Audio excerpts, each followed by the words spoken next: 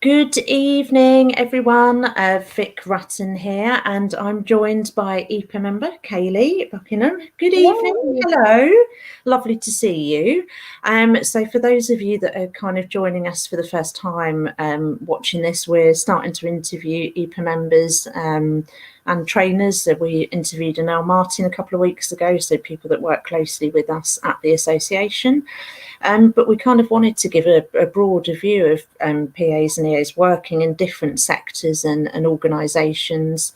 Not everybody works for a celebrity or perhaps a massive FTSE company, but some do, some don't. But it's just to kind of give more of a scope of the lives of different EAs and PAs amongst our membership. So we're really delighted to be joined by Kay tonight. So Kay, before we get into your career, can you tell us where you're based in the UK and where you are spending lockdown at the moment? So I'm up in Stockport, just near Manchester. We have actually just moved house. So I'm in a new one, moved in with my partner. Moving two houses into one during the lockdown has been interesting. many niggles. But yeah, so this is the only corner of the house that is tidy enough to be on video conference. So all my calls at work are happening from this corner of the sofa.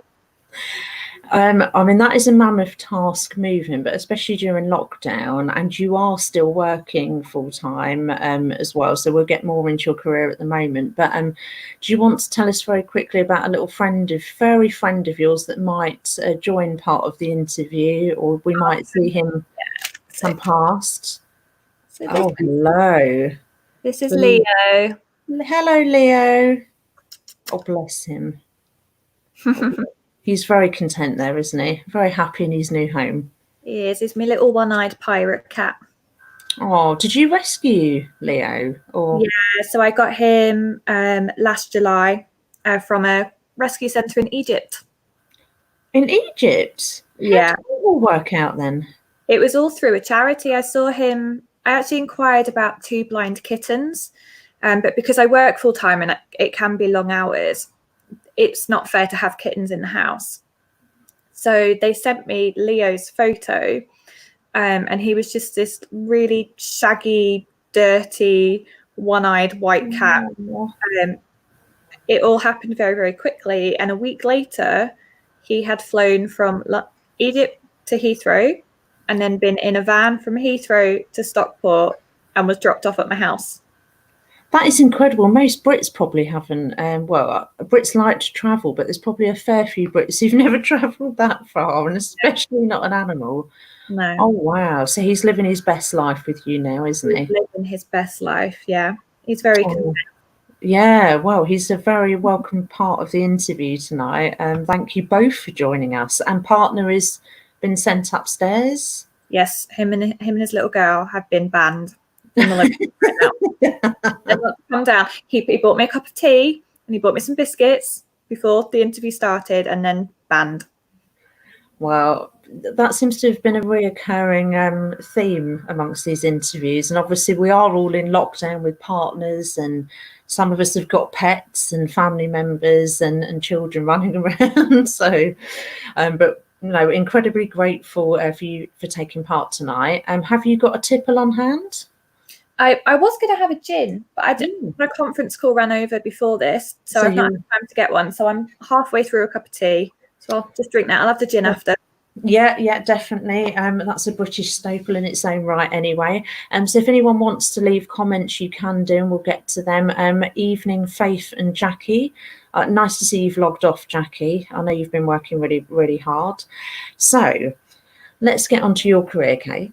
And how you ended up becoming a member of EPAA. We'll kind of start with the now and then go right back to the beginning again. So you work for BookingGo. Can you explain a bit more, because they've rebranded, haven't they? And there's been a lot of changes, and I'm a big customer of booking.com, so I kind of knew that part of the brand for a long while. And obviously it's also, once you explain more about the firm, it will become quite obvious that it's a firm that has been hit by COVID in terms of travel and things like that.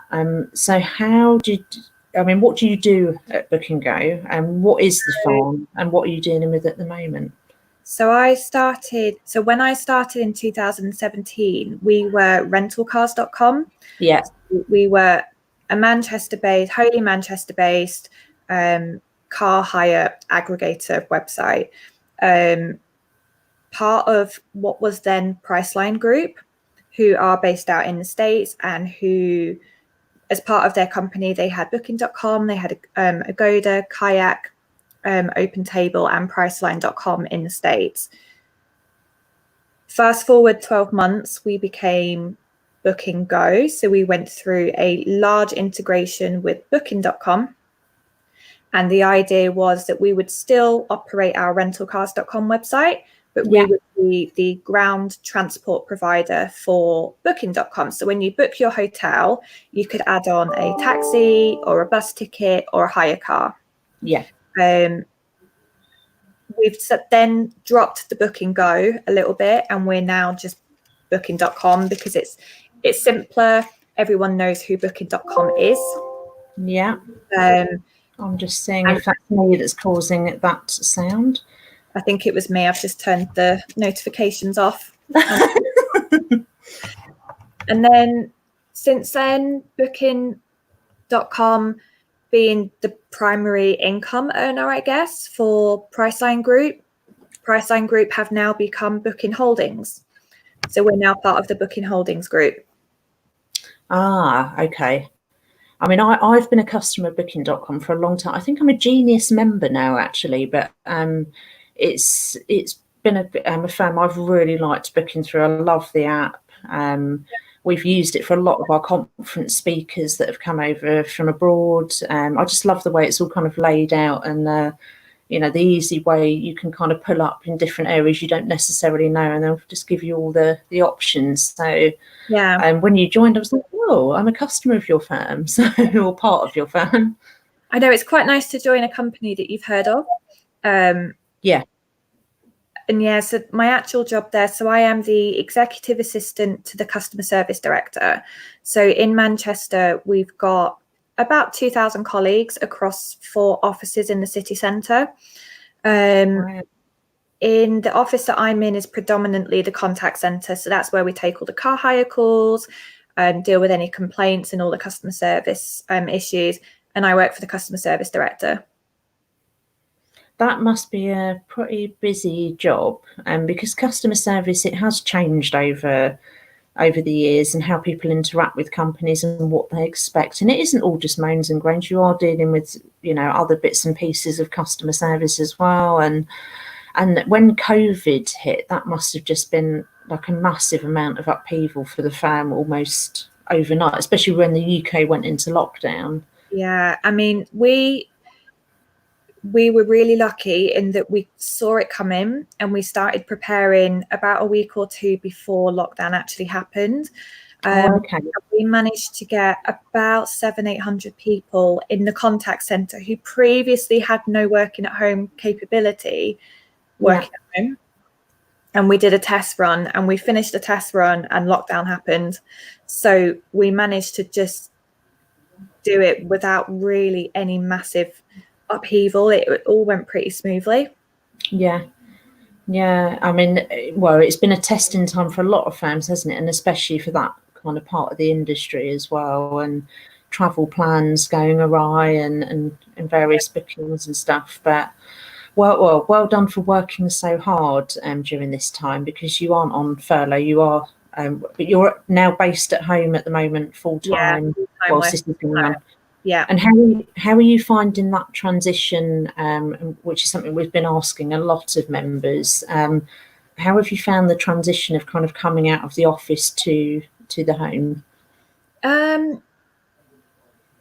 Initially, it wasn't so bad. So I've always had the capability to work from home. I've been very lucky in that if I have ever had projects to work on or specific tasks, I've just been able to work at home. Or if I've not felt well and I've got my laptop at home, I can just log on from home. It's fine. Yeah. So in that sense, working from home wasn't new to me. Yeah. I was actually working from home from about the 6th of March. So before lockdown happened, because I was ill and then my partner was ill and it was suspected COVID, so we couldn't go anywhere. I think I had about 2 days in the office, so a little bit longer than most people. Nice. Yeah. I am missing the social interaction with everyone, and being in a contact center, I'm around hundreds and hundreds of people every day, and going, just being able to walk around. We've got a really nice canteen on site, so I'd go down and get breakfast and I'd socialize with people in there, or I'd go for a walk on a break and just kind of go and see some of the managers on different floors. That's been quite tricky.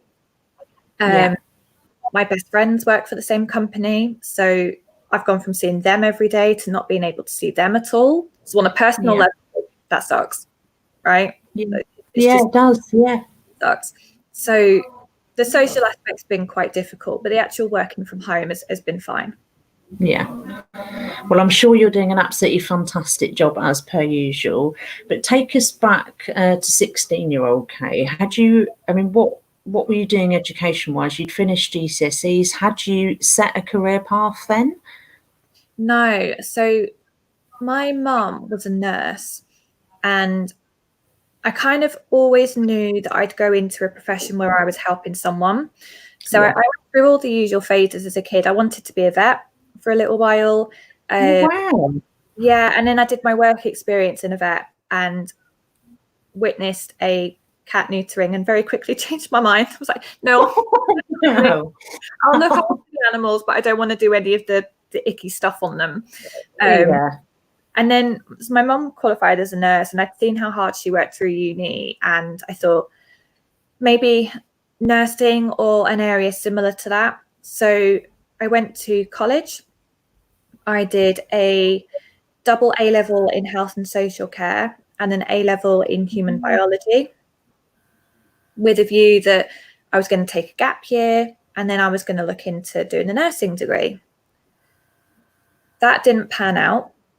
When I finished college in 2005, I decided to move away from home.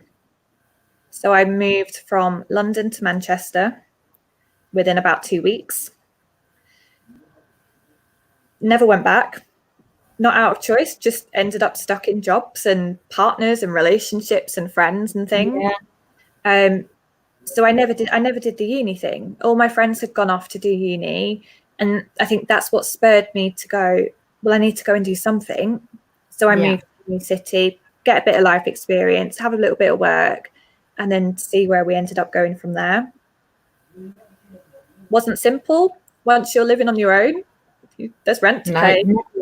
There's rent to pay. You got to work. There's no time for uni. There's no money for uni. Yeah. So I worked in a couple of call centres. I worked for it was Smile Bank, but it was part of the cooperative. It was their online banking.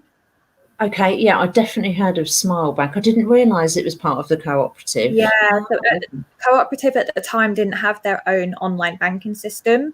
So it was like similar to First Direct started out as the online bank of HSBC. Yeah. Smile was the same, although Smile doesn't exist anymore. So I did that for about a year. Whilst I was there, I also had an evening job. So I worked at the Apollo in Manchester. Oh, wow. For all the gigs, which was great fun. I loved that. It was actually, yeah. It was hard work. I think, was it Laura said she'd worked in a bar? And I think I'd seen Josh comment that most of us have worked in a bar at some point. Yeah. I couldn't do that now. I am way too tired to run a bar and work full time. I just couldn't do it. I don't. Well, like I said, I had problems pulling pints of Guinness in the last interview. Why are you doing it when you can't hear what people are saying? You had to wear these earbuds. Yeah. To block the noise from the gigs. Yeah, the main noise. Yeah. They say in that industry you've either got it or you haven't, and I don't think I had it for that industry. No, I did it for about 12 months, but I really like music. So if I've got the money and I've got the time, I'm always going to different gigs, different genres of music. It's one of my favorite things to do. So at the time, it was like the best job ever. I didn't care. I was getting in at 1 o'clock in the morning, and then I'd have to get up at 6, go to my day job, finish there at 6, get to the Apollo for 7. And that was like my nightly routine. So it was a hard slog, but it left no time to go and do this nursing degree that I was supposed to do.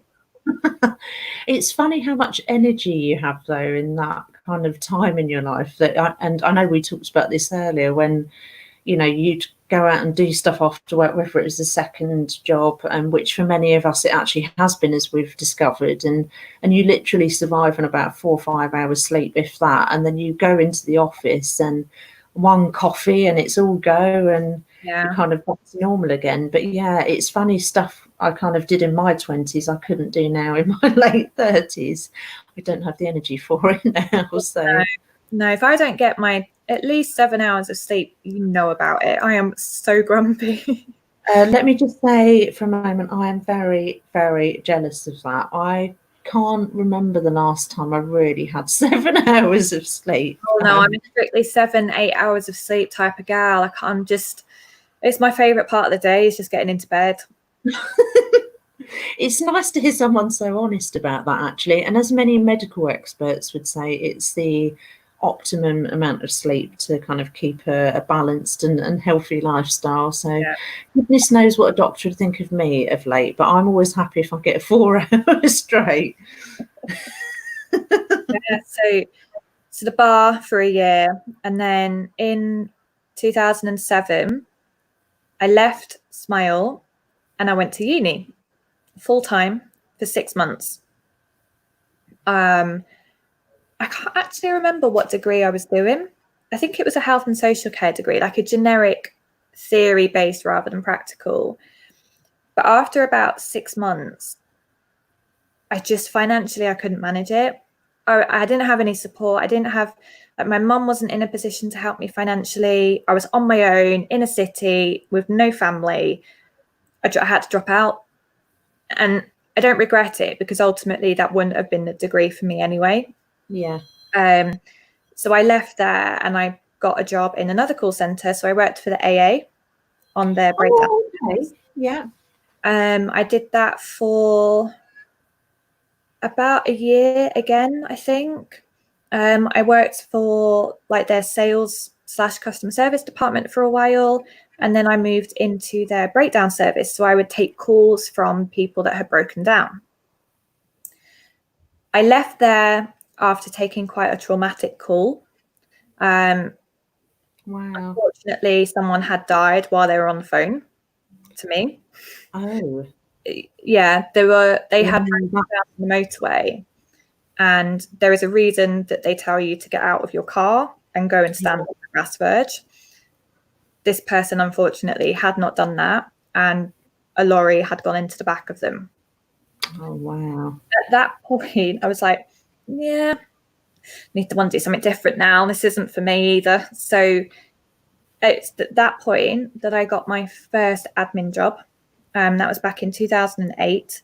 And it was for a tiny little office in the city centre. There was only 10 people. And I was the administrator for...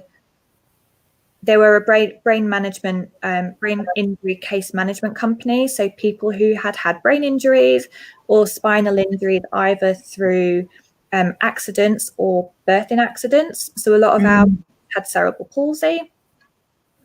When there were legal cases involved in it, our guys would manage those. So they were all ex-nurses, ex-physios, ex-occupational health.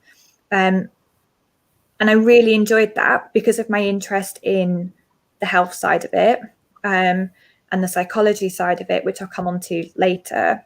Yeah. But it was my first kind of foray into admin. Realised that I'm all right at this. I can do this. This is good. I don't have to take calls. I can just do my admin and get on with it. And I stayed there for about 1.5 years. With it being such a small office, there was no progression opportunity for me. There was an office manager /PA who worked there, but she'd only just come back from maternity leave. She had baby twins. She wasn't leaving anytime soon. Yeah. She didn't leave straight after maternity leave. She wasn't going anywhere. Yeah. And in fact, she's still there to this day. Oh wow. Wow. Yeah. So I had nowhere to go. So I told them I was going to hand my notice in. It's the only time I've ever handed my notice in without having another job to go to. But with having nowhere to go, I was getting really frustrated, and I just thought, I'm just going to have a break, look what's out there, and kind of see where it takes me. And I actually ended up as a team assistant at laterooms.com. Oh wow. And that, I used to use, I mean, Late Rooms is it around anymore, or around anymore. It went under, was it last year or the year before? I think it did. Yeah, I seem to remember. I mean, we used to use Late Rooms at one of my earlier firms that I was a PA at, and they were brilliant back then. But obviously, times evolve, and there has been quite a few casualties on the company front over the years. Wow, so you took a role there? I didn't actually know you'd worked at Late Rooms. Wow. Yeah, so it's actually how I met Mel from the Manchester PA network. Yeah. EA to this chief exec there. And she gave me loads of really great advice during the conversations that I had with her there. And I did a team assistant role working in their marketing department. So a lot of my work was setting up admin systems for them. I managed some of the social media. So through programs like Hootsuite, I'd look out for any time that the company had been mentioned on social media, to then flag to one of our social media assistants, who would then go and pick that up and respond to it. Yeah. I managed the marketing budget, which was a multi-million-pound budget. I don't know why they gave that to me. I'm so rubbish with numbers, but I did it, and I didn't make any mistakes. And I also acted in an unofficial capacity as the PA to the marketing director. And I managed her diary, managed all her travel and expenses. And that was like my first taste of being a PA. Mm-hmm. After about, how long was it? About 9-10 months, the team assistant side of the role had died down, and they needed more like a marketing assistant. So the admin processes had all been set up. Yeah. That's what they needed me in for. They wanted me to take on the marketing assistant role, which was great. But I knew at that point that, having done this unofficial PA role, that's where I wanted to be. So I had a chat with my boss, who was a marketing director, and I just kind of said, look, I'm not interested in doing the marketing assistant role. I am going to look for another job, but I'll stay in the role as long as you need me to, until I find something else. Yeah. I then went out with my CV, team assistant, PA duties in my job description, thinking, I'm going to get a PA job. This is going to be great. I'm going to earn more money, because I was only earning 15, 16 grand a year at that point, because it was an admin role. So I'm thinking, like, right, great, guys. And met with a recruitment agency, and didn't have a great experience with them. Fancy that. Because my job title wasn't a PA, I would never get a job as a PA.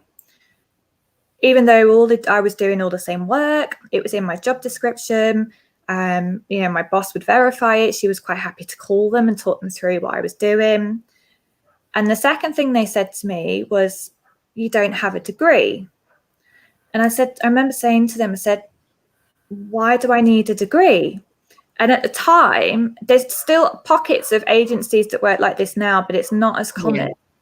At the time, PA roles were degree essential. You had to have a degree. And I said to them, what degree do I need to have? And they said, any degree. You just need a degree. So I thought, right, okay, back to the drawing board. Carried on with my work at Late Rooms for a little bit more, kept on looking for roles outside of agencies. But in the meantime, I enrolled with the Open University and started a degree in psychology. So this was back in 2011. About 6 months into that degree, I got my first PA role. And that was for a housing association in Manchester, where I was for 5 years, just under 5 years. And that was where I was until I joined Booking. Yeah. And I think you've touched upon, well, we'll come to more about how you kind of manage the juggling a degree and full-time work in a moment. But back to the kind of recruiter thing, did that kind of scar you a little bit in terms of, I mean, there was an obsession with EAs and PAs having a degree. And when I came into the workforce, okay, it was quite a long time ago now, but what they wanted back then, employers, was the secretarial qualifications, which was OCR, RSA, T-line, shorthand, all that kind of stuff. And that's what we were taught. But even in that time I spent in college and came out, and very quickly things seemed to start to be changing. And I had a bit of that with recruiters as well. Even when I had all this experience and I had the 100 words a minute and a bit of shorthand then as well, then I'm being told retrospectively when I'm in the workforce, well, you've got to go and get a degree. But actually, if you're, like we're very similar, actually, having to pay rent and bills, there's not always the funds to go and then retrospectively go back and, okay, now I'll go and do a degree. And actually, I found a lot of what I was told by many recruiters was an absolute load of nonsense. I always managed to still navigate the next stage of my career. Now, obviously, everybody knows I ended up working for a recruiter for 7.5 years as an EA. But it took a lot for me to go and do that because I was a little bit scarred or put off by the stuff. It was constant negativity going through a recruiter's door. And I did find a really small recruiter who just really believed in me from the get-go. And I tended to go back to them at points in my career until they kind of disappeared. But there's always been a bit of a niggle in the back of my head with recruiters now, even though I've actually worked in that sector for a long time, I understand a lot more about their side of it. But I mean, I've not had to deal with a recruiter really. So like since then, so I got my job at the Housing Association, and then a recruiter from Booking.com headhunted me for this job. Oh, wow. So how did they find you, Kay? Did they come through LinkedIn or? Yeah, they approached me on LinkedIn and said, like, would you like to have a chat about a role that we've got? So I thought, why not? I wasn't actively looking to leave my job, but I've been there just under 5 years at this point, and I was PA to 2 executive directors, and I was also the board secretary. So housing associations are charities, so everything is regulated to high heaven. You have to have a certain standard of minutes. They have to be signed off. Actions have to be done. You have to have formal responses to action points. So it was a high admin-based role. And as much as I loved it, I really wanted to get into that one-on-one support. That's what I wanted. So at the point that, rental cars as they were back then, they contacted me. I thought, I'll have a chat with them, see what it's about. Thought, job sounds great. It's in a contact center. My background's in contact centers. So, instant knowledge of terminology and things. And then I met with 2 EAs who worked there. And one's now actually been promoted to head of events. So there is good progression within the company. Yeah. Had a chat with them, got on really, really well. And then I met who was my boss, but he is now again been promoted and lives in Amsterdam. Met with him for a second interview. And then my third interview, it was a long process. My third interview was meeting in members of the management team on a one-on-one basis. And then obviously they told me I got the job. So I've not had to deal with a recruitment agency since. But I think if I ever felt the need to, there are some great recruiters out there in Manchester and London. Lily Shipham, I always recommend Lily. Really great people, and I've met with them a few times over coffee just to have a chat. And I know that they've got many of my PA friends in Manchester work, and they're doing some really, really great stuff during this lockdown period. It's all free. There's great webinars. They're doing free introductions for colleagues that have been made redundant into new roles. So I wouldn't be scared of using them, but I probably would never use the agency that told me that. Yeah, well, I can't say I blame you for that. And that, unfortunately, there's quite a few on my personal list during my time working in the City of London. But I will say for Lily, I've got to know her and her, the Lily Ship and Recruitment brand over a period through the Manchester PA network and the Manchester PA Awards. And she is, Lily herself is a very, very genuine person. And I think she seems to be very, very honest with clients and candidates, which I think is really welcome in a recruitment process. I mean, I loved my time in the recruitment sector ultimately, and I did get a better understanding, but I think it's a shame a lot of PAs and EAs will probably relate to a lot of what you just said on that experience, because it's something they've probably experienced themselves at least once. And if you're in London, it'll be probably 5 or 6 times. You go on this merry-go-round of registering with a lot of them and getting told, well, you can't do this, you can't do that, you need a degree. Actually, you haven't got a degree from the right university, which is what we get a lot of in London. So I think, a lot of people would be able to definitely relate to that part of the story. So looking at the degree now, so you went to Open University. I'm a massive fan of the Open University. One of my previous bosses used to be on their boards, so I was used to dealing with them quite a bit, but very impressive. So what made you pick psychology? So there's always been that interest in health, whether it was animals or people. There was always a health interest, and specifically psychology, because I remember one of my modules in my A-levels was on schizophrenia. Or I think it was like a general mental health, and you had to specialize, and I chose schizophrenia. And then obviously working with the case management company, dealing with a lot of clients with brain injury and their psychologists, and kind of always had a fascination with why people behave the way we do, and how our brains work. Like, how does it work? How is it different to other animals? So I knew that I could do a degree in anything. I knew that whatever degree I did wasn't necessarily going to be a career choice. At this point, it was a tick box exercise, and I'm just going to do something that I'm really interested in. So I chose psychology. It was hard work, not going to lie. It took I bet it was 5.5 years. I graduated in 2016. Well, I was just going to ask you how long it was. So 5.5 years.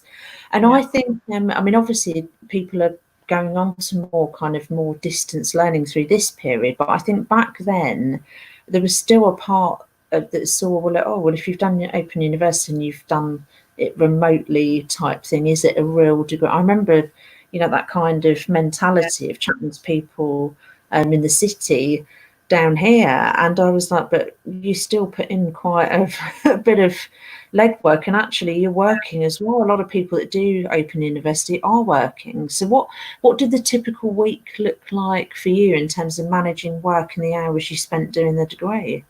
So the majority of my degree took place while I was at the Housing Association. And I was really lucky because they had some great benefits like flexi time off in lieu. All my board meetings were in the evenings because a lot of our board members were volunteers. They were paid, but they had daytime. So a lot of the meetings would be like 6 till 8, and then I'd go home and I'd be typing minutes 8 till 10.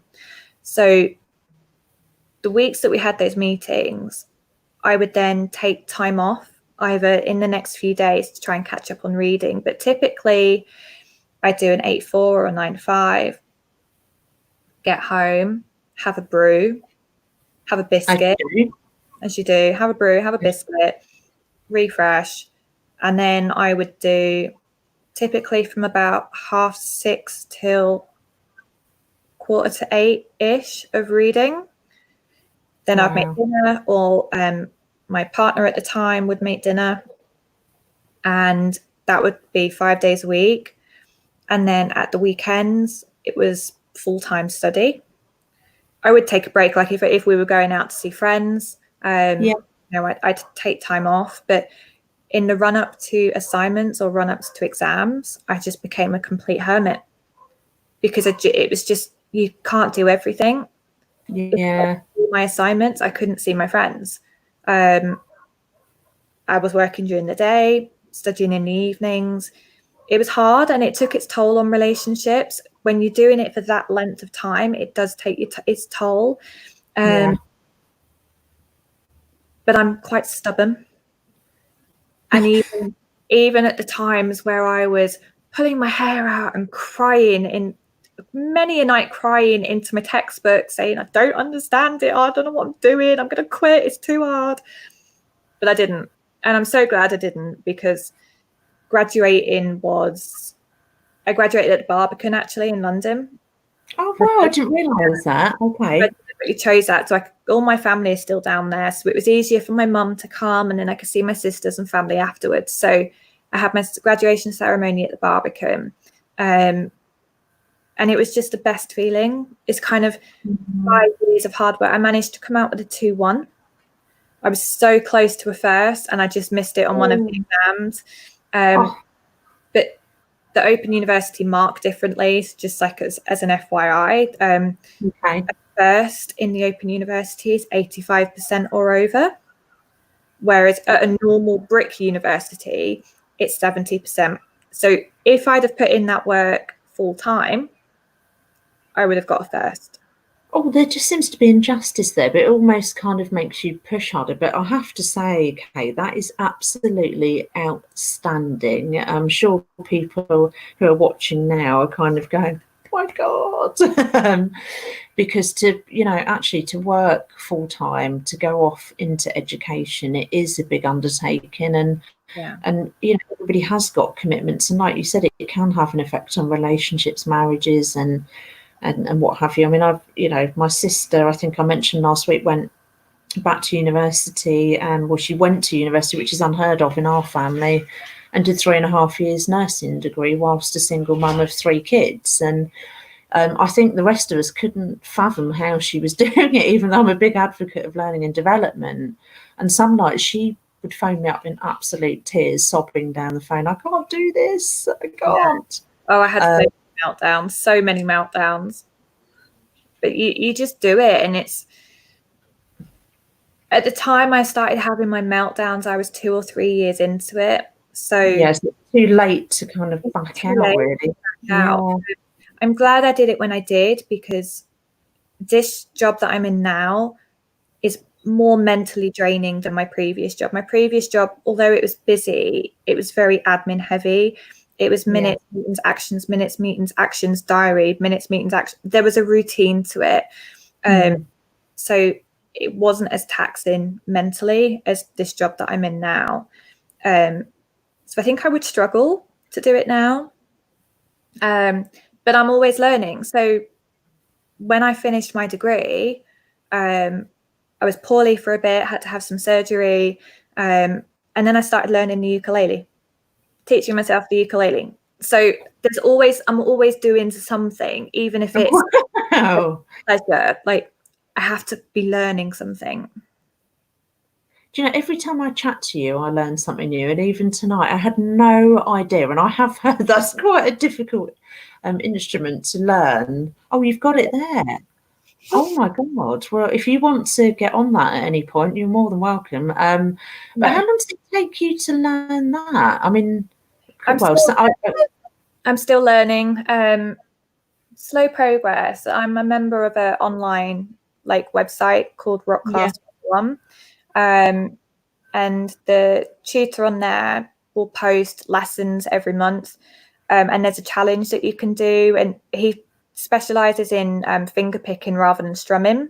So you get like a melody and you can actually play a tune on it. And every month there is a challenge, and you choose one of the songs, and you have to post a video of yourself playing at the end of the month. So I've been doing that for about 2 years on and off. Haven't done anything recently because of the move, and it's been stressful. But I'm in chat with them. I've just recorded some backing vocals for one of their songs that they're producing. Wow. Fingers in all pies. You're getting the EPA members excited here, actually. Because I know we have got a few very musical members in the membership. I can't say I'm one of them. I absolutely love music, but I would be hopeless at playing any sort of instrument or even trying to learn. So at booking.com, we had a choir. It's recently disbanded just because people get busy and eventually it just dies out. But I was in that. We did a few public performances. We performed on the streets of Manchester. So I've always had music as like a bit of a sideline. Not very good at it. I just do it because I enjoy it. Yeah. But I'm always learning, always trying to learn something new. Yeah, and I think that's kind of key here, isn't it? And what you've done throughout your entire career today. And I would have thought that doing that degree in psychology with Open University would have stood you in good stead for the EA roles you're undertaking now and any you take on in the future. I would have said it was a very, very handy skill. Not just for the bosses you're working for, but actually reading people. I mean, I'm fascinated by it, but I'm not qualified in that area. But just to be able to understand people and why they perhaps do what they do and behaviour patterns and that kind of thing. I mean, you learn the theory base of it. Obviously, you don't learn any practical stuff like how to treat psychological disorders. Things like, so was it about a year or 2 years ago, like emotional intelligence was like a big thing for me. In general, learning emotional intelligence was a big thing. And actually, I'd studied that as part of my degree. So I had a really in-depth understanding of it. So when it came to, you need to be emotionally intelligent, I was like, nah, tick. Yeah, I mean, I think it came up on LinkedIn's survey in terms of when they'd looked last year at what employers, when they aggregated that information from across LinkedIn globally, it came up in the top 5. And I think they said I'd have to go back to in my slides on that, but I think they said it was the first year it'd come up in the top 5, but it has been a big subject for a number of years now. But I think a lot of people saw it as quite woolly and a little bit fluffy. And I'm self-aware, but actually a lot of people in the workforce aren't and don't necessarily read others in that way either. Do you think it helps if so we studied it in quite a lot of detail in terms of the theory and the history of the theory and you know what first, even so back as like the philosophical guys back in the 1800s and before, and you know you had words like sanguine and all these different personality types, and emotional intelligence was a big part of that, and personality testing and personality profiling. So for me, it really helped that I had an understanding of the theory behind it. So you can be taught what it is, but I know how that's developed over the past 100, 200 years. So that's interesting. And I think that's what my psychology degree has really given me, is just more of a broader understanding of human behavior. Theory. Courage for doing research as well, because a lot of the assignments and things, you kind of had your core textbooks that they would provide you with, but you had to go and research and find information, draw out important bits of information. And actually, that's a really important skill for an EA, to be able to go and find the information that you need, work out what's relevant and how does that fit into the context of what you're doing. That's kind of what I had to do for all of my assignments. So whatever degree you do, if you know, or the qualification you do, there's transferable skills. You just have to be able to identify what those are. And how did you kind of fund doing that? Because a lot of people say, well, I haven't got the funds to do it. Was there any support from the Open University? Because obviously they get quite a few mature students. Well, we're classed as mature students these days, but what kind of help and support was there from them for you to be able to do this? So it was about 50-50. If I was earning under a certain threshold, they would support me to a point, and then I had to pay the rest. And they had like a payment plan that you could do, and you pay per module. Oh, okay. You don't pay for the whole degree. So, for example, there's 2 core modules for level 1, which is like year 1 at normal university. and you pay per module. So it can take you as long as it takes you. A friend of mine has just finished hers. She started at the same time with me. So it's taken her 9 years.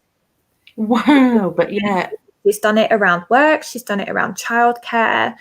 There's been times where she hasn't been able to afford the modules. Yeah. But you never stop. Like it doesn't expire. Yeah. I think you have 15 years to do it. I might be wrong. That might have changed.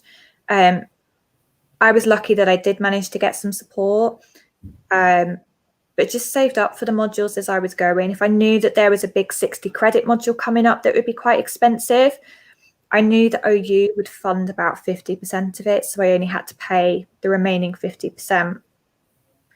And it worked out okay because you're not paying 3, 4, 5 grand up like in advance. You're paying a couple £100 in advance.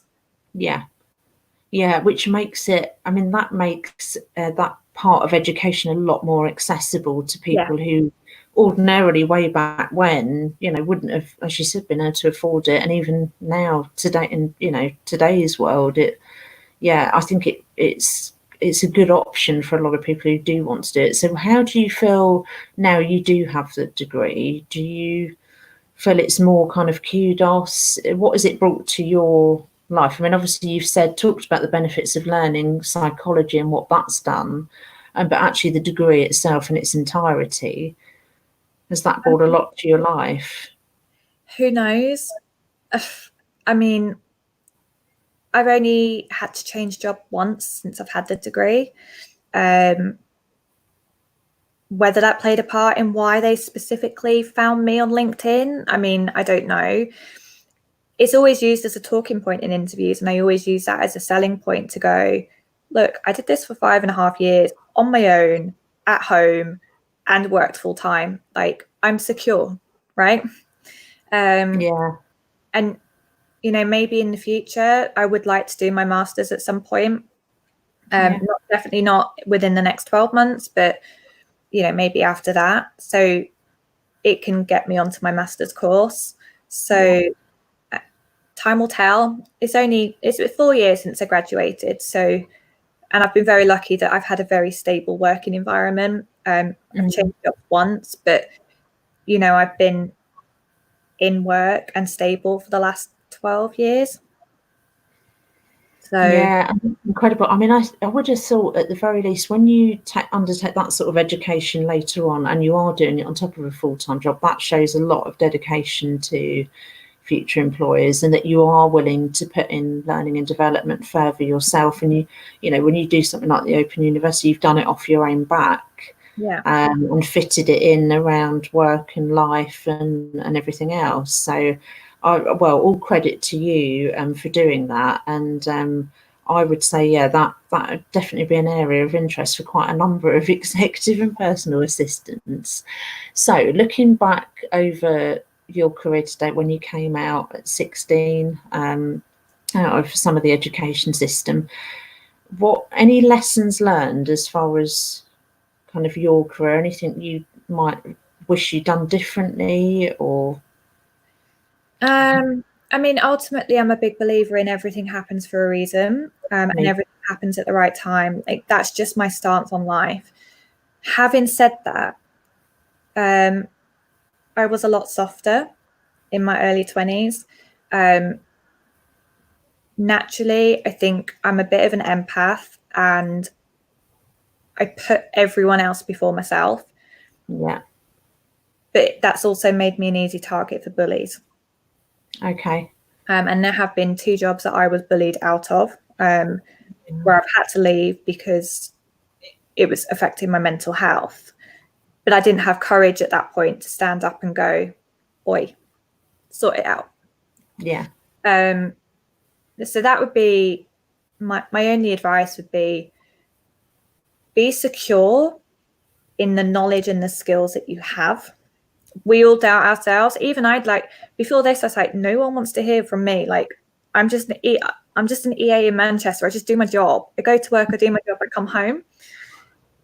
Here we are. But we all have those moments, and I think I wish I'd have stood up for myself more. Yeah. I wish that rather than coming out of that agency and having a little cry, I'd have told them to do one politely, professionally. But, you know, I wish I'd have done that. But I don't regret anything that I've done, because I am where I am now and I'm very happy. Yeah. And I've learned a lot. And yes, I could have gone to uni at 18, like the majority of the country do. But actually, my time in the call centres, I think, is the best grounding that I could have had for being in EA. Yeah. And there's so many skills that I've learned from there that I still utilise now every single day.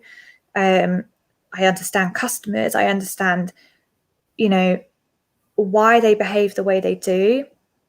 I think being an EA in a contact centre environment at Booking means that I'm more relatable to the agents that we employ, because I can sit there and have a genuine conversation with them about, I've had this really awful customer, and I can go, do you know what, when I was at the EAA, I had this one customer that did this, and it opens up that communication channel.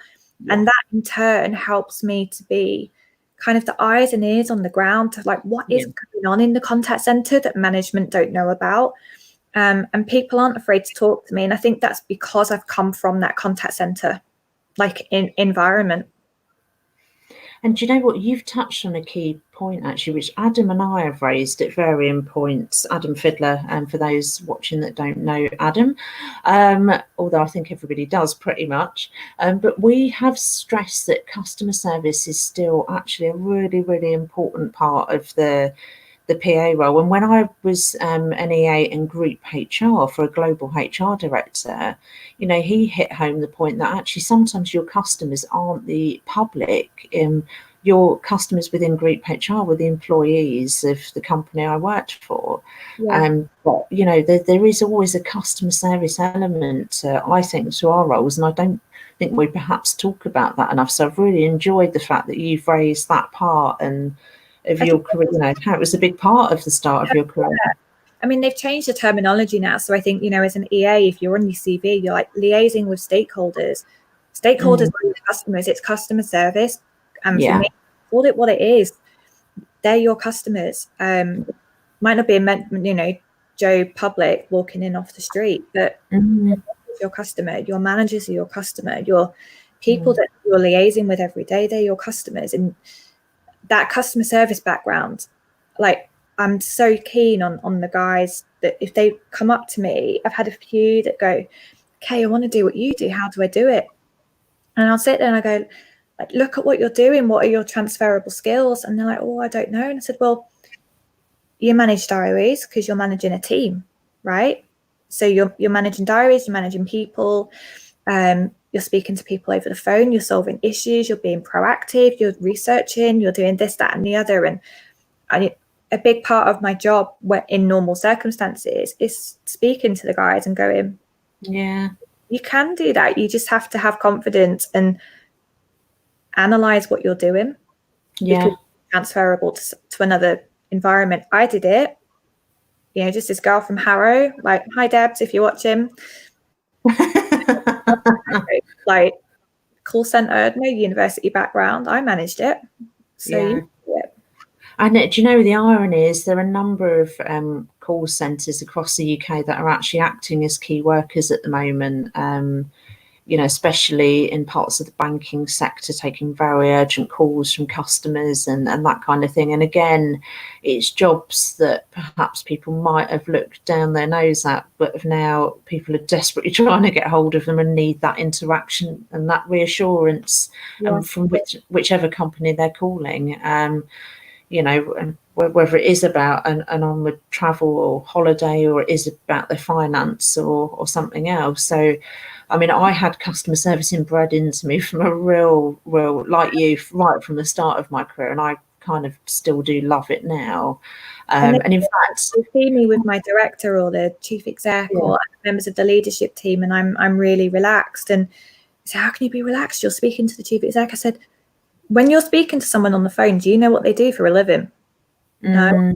How do you know they're not an exec of a multi-million-pound company? They're on the phone with you. You're having a conversation with them. It is exactly the same thing. They're just people.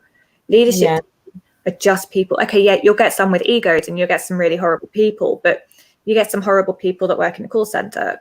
It's the nature of humanity. But I would say, like, you don't know who you're speaking to, but you treat everyone the same. And that's exactly what I do.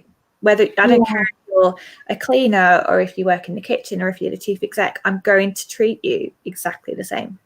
Yeah, and I think especially in the UK, it's a very British thing to expect good customer service, and a lot of companies have struggled to give the normal service. I mean, even EPAA has during these times. You know, we work on volunteers, and you know, I'd love to be able to get back to people much quicker like we used to. But you know, my bank apologised to me today, and I called them probably about 10 days ago, and it wasn't a straightforward query. They had to duck and dive and do a bit of research. But, you know, they called me today and they were very apologetic, but they're running on short staff. But as long as when they do call me, you know, it's doing what I need it to do. Actually, I can be very understanding as a customer anyway and say, look, I know you don't have your full quota of staff in the centre at the moment. It's fine. We get there as long as I'm not in any trouble and you're not irritated with me as a customer. But I've noticed that a lot during COVID and this whole kind of pandemic, and the new inventions that companies have had to come up with, these chat bots and live chats with advisors that are predominantly in stores for some retailers, and now you can have these kind of live chats with them instead. It's been a really interesting time, and I think people, well, certainly for the key work I've been doing, people have been really appreciating that, you know, that good customer service when they can get through to people. So yeah, your background has been absolutely fascinating, and you know,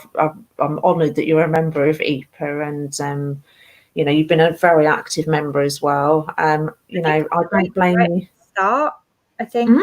I think you did. Yeah, I'm pretty certain you did. You were one of them. The Manchester PA network, they did like a big promotion that you were starting it up, I think. So whenever they started promoting it, I think that's when I joined. So it's been a good few years now. I think you're what we would call now is a founding member. But I mean, the Manchester PA network, Amanda, Mel, Jane, Holly, and Kayleigh, they're just fantastic. They've been huge supporters of EPAA right from the get-go. And obviously the Manchester PA Awards have been postponed for this year, understandably, but I always look forward to coming up to Manchester. And we don't really get dressed up in London anymore. So I know when I come to Manchester and the awards up there, it's all very glitz, glamour, you know, it's a big night. It's like kind of like I've never been. I had a ticket one year and then I was ill, so I didn't go. My plan was I was going to make sure I went this year as I could push myself out of my comfort zone. I'm not great at networking. I've been to a couple of networking events, but although I'm a people person when I know the people. Otherwise, I will just stand in a corner and wait for someone to come and approach me. So it was my plan to go this year, and then obviously it's been postponed. So whenever the awards happen, 100% I will be there. Well, I'll make you a promise, Kay, that you can come and sit at the EPAA table next year, and I'll make it more comfortable in terms of networking, because it is a massive event. It is really big. Last year was about 750 people, and that's probably scaring a few people watching now. But yeah, it's always good to go with a couple of people you know, and then they can make introductions for you, that kind of thing. It's much easier to network in a smaller room. I think a lot of EPAA members and EAs and PAs out there could relate to that. But yeah, it's a highlight of my year for sure, and it's great to see the Manchester PA network. They've come back very recently as well, and have been very supportive to people during this time. So fantastic. I can't see you ever coming back to London, and why would you?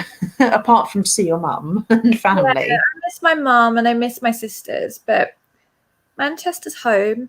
It's a really great city. It's a fantastic city. It really is. Come in for jobs, like there's more and more EA jobs. Not right now because of COVID. But, you know, the Manchester PA network and the work that they've done with the PA Awards has brought a lot of notoriety, I guess, to Manchester, and it is a massive thing. you know, there's 2 Manchester PA Awards because someone else is doing one. We won't say who. But it's huge, and it's getting PAs in Manchester to talk to each other, which previously hasn't really happened.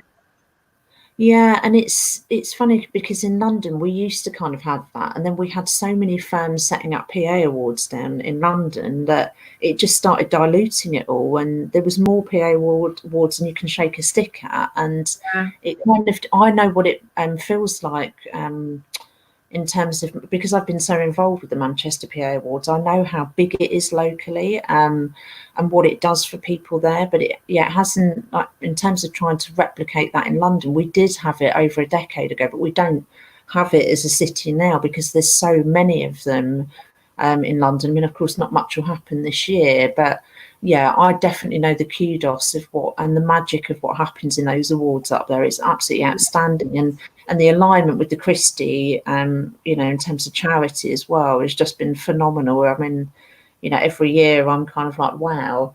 But I'm only too happy to get my glad rags out for the locals up in Manchester. It's no problem for me at all. So we're coming to the end of our interview. I told you it'd go really quickly. Any lasting kind of tips or anything you wish to share before we click off and you go and enjoy that gin? Oh, I need that gin now. Keep learning. I'm not done learning. I've got learning plans over the next 12 months. You know, theoretically, there's a master's at some point. The learning that I'm doing over the next 12 months is not PA learning, you know, it's tech-based. It's on agile methodology and project management, and, you know, not your traditional PA courses, but booking.com is a tech industry. And, you know, if ever I choose to move on from Booking, I want to stay within tech. That's kind of where I feel comfortable. So I need to have an understanding of these terms and these methods and these ways of working. So that's my focus for the next 12 months, moving away from traditional EA stuff. I'll still catch EPAA courses where I can. And, you know, I'm always up for time with Adam whenever he's doing anything. But it's hard to escape Adam Fiddler, isn't it? Yeah, I mean, I love listening to him. He's as well. So, you know, it's just around the corner. Just don't stop learning. Like, it's so important. And even if it's just to do something you've always wanted to do, I've got a cross-stitch kit across the floor in a box that I've ordered. I'm going to do that. I've never cross-stitched before. Well, not since school, but just like keep learning, keep your brain active, do PA courses. If you can go to the Adam Fiddler 2-day course, highly recommend it. But the world's your oyster. There's so many courses out there, and there's so many free resources. There's books, and there's books on emotional intelligence. There's books on PQ. There's books on leadership and agile and project management. Just pick one up. You don't have to enjoy it. You'll have to go through a few things to go, not for me, I'll try something else, but keep learning. Yeah, and I think that is a massive tip for our industry, certainly, because not every, and I say this with kindness, of course, not every EA does have that mindset, but it comes bear to fruit, as they say, when times are difficult and employers then start looking at your CVs to see who has kept up to date with latest development and has perhaps done some of it off their own bat as well, and said, right, well, I'm going to learn about this, and how do you know it won't be relevant to a future company? So it is about that open mindset. It's really, really key to having a successful EA career, and you've proved that tenfold. Kay, I can't thank you enough for being part of this night, because I know I've been chucking members in at the deep end, but you offered, and I definitely took you up on that. I thought when you messaged me, I was like, oh no, I'm gonna have to do it now. You can't escape me either. I mean, seriously, you must know that by now. But I'm thrilled people have got to hear your story, because it just shows that PAs do come in, and EAs come in from different sectors, different backgrounds, and have different journeys. And I think that's really, really important for people to hear as well. And it's incredibly inspiring, and especially the fact that you did go back and do degree over a time period. It wasn't just a quick course, so in a day or even spread out over a year. It was over a number of years. It was investment by yourself, paying bills and rent on top of that. That's dedication, real dedication, and very impressive, I have to say. So thank you very, very much. I wish you all the best during this time, and your family, and Leo, the lovely Leo. I know she can continue to settle down in your new home with Leo and partner. And wishing you and your family all the best through this time. And I really hope that I can get to see you guys up in Manchester at some point in the back end of this year, early next year. Yeah. It was lovely. But thanks again, Kay. Thank you. And a very good evening to everybody, and enjoy your gin. Kay. I will do. So excited for this gin. Right. Bye, everyone. Take care. Bye.